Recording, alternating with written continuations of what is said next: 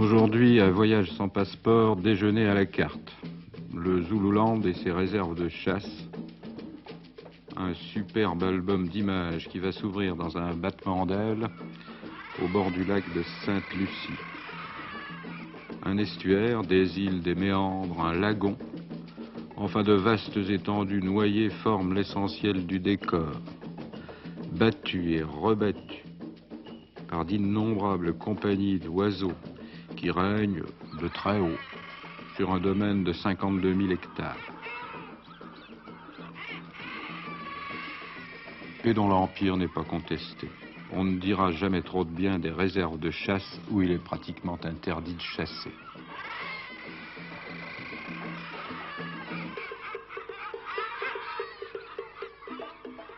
La lagune s'étend sur 80 km. Sa largeur varie de 1 à 8 km. C'est la plus grande nappe d'eau au sud du Zambèze. Une barrière de dunes où poussent des figuiers sauvages, des noisetiers et des acajous la séparent de la mer qui ne lui veut pas de bien.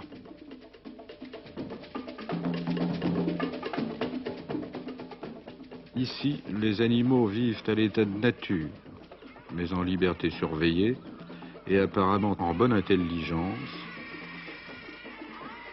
étant entendu qu'ils mettent rigoureusement en application le « mangez-vous les uns les autres » qui est l'article premier de ce que François Mauriac appelle la grande loi de l'entre-dévorement universel.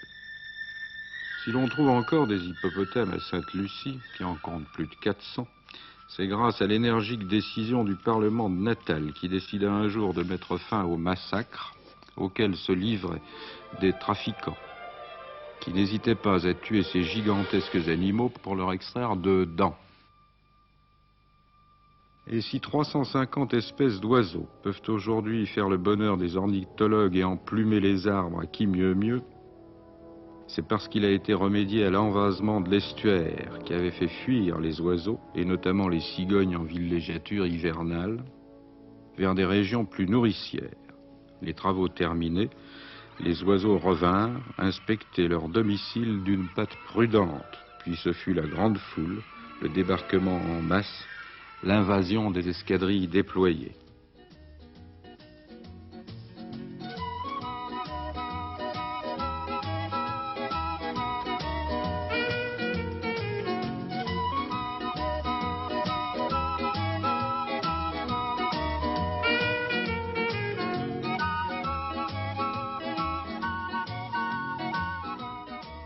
On dit que Sainte-Lucie est le paradis des pêcheurs à la ligue, et celui-ci croit bien avoir gagné son ciel. Mais il a compté, sans la présence d'un concurrent parfaitement déloyal, le pélican qui pêche au 2e degré, mais tout aussi efficacement, et qui se sert de son bec comme d'une tirelire pour dissimuler ses larcins.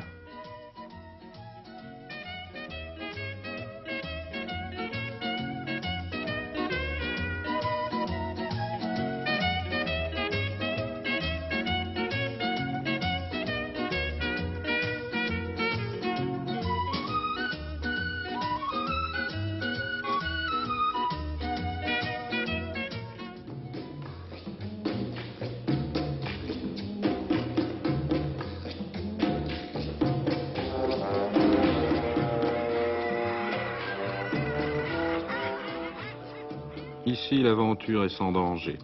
Il y a des guides qui savent distinguer un rocher d'un hippopotame. D'ailleurs, ce n'est pas tellement difficile, l'hippopotame se signale lui-même par de grands jets d'eau boueuses.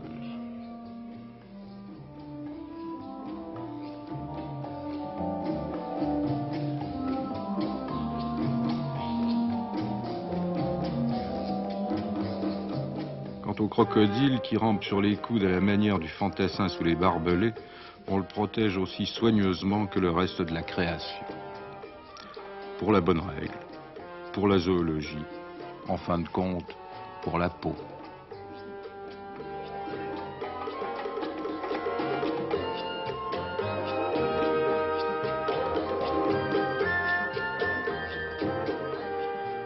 Quant aux touristes, il va sans dire qu'on les garde aussi très attentivement.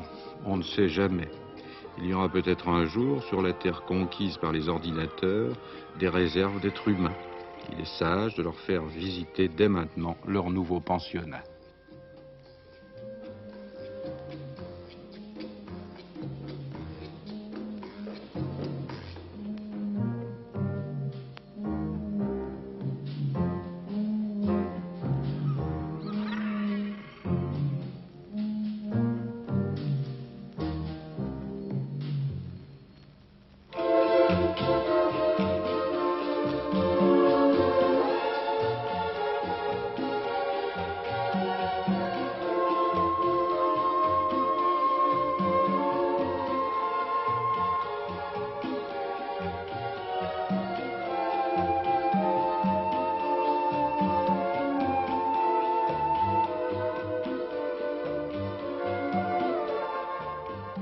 Sur les plages, la mer sculpte et taille le rocher à son gré, et faut-il dire qu'elle a beaucoup de talent.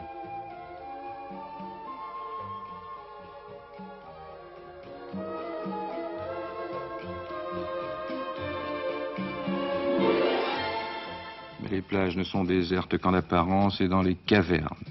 Les chauves-souris mènent une existence bruyante, plus souvent à l'envers qu'à l'endroit, pendues au plafond dans une bousculade de sacs de peau qui rappelle le métro aux heures d'affluence. Et malgré les séminaires volubiles qu'elles tiennent sous les voûtes obscures de leurs cavernes, les chauves-souris n'ont toujours pas résolu le problème de leur double appartenance.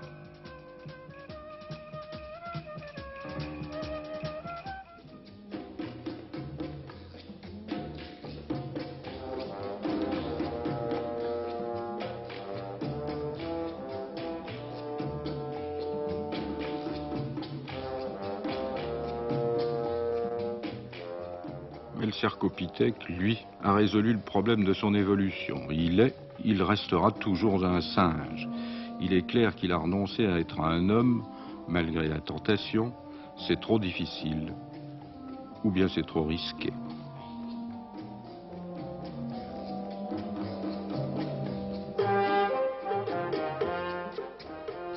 Les gardes de la réserve ont également à charge de protéger la flore de Sainte-Lucie, ses plantes bulbeuses, l'amaryllis, le glaïeul, la fleur de sang.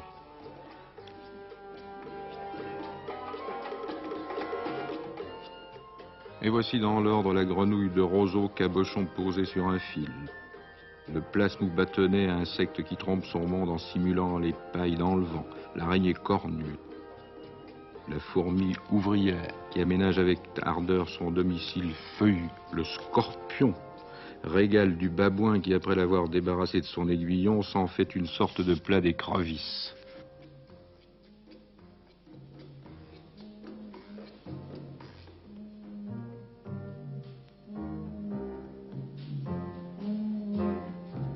Quant à cette sorte de mobile qui n'a que quelques centimètres et qui semble avoir été créée par la nature pour devancer la sculpture moderne, c'est une mante religieuse. Elle se prépare à mettre fin à l'existence d'un papillon.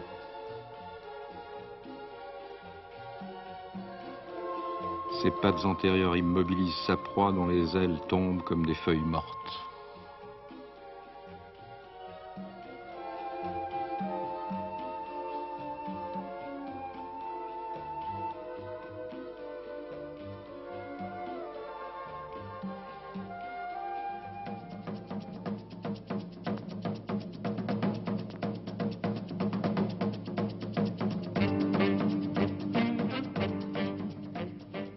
Et voici de nouveau l'habitant le plus volumineux de Sainte-Lucie, l'hippopotame.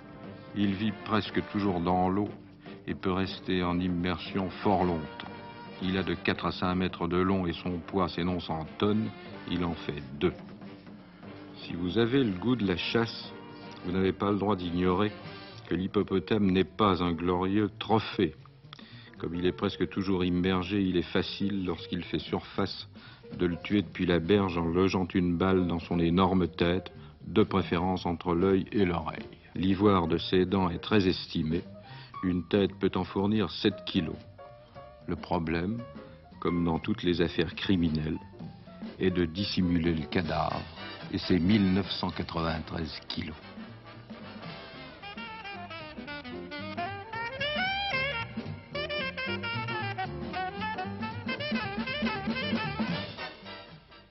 Les hippopotames ne quittent leur plan d'eau que la nuit pour aller pâturer tout au long de leur piste.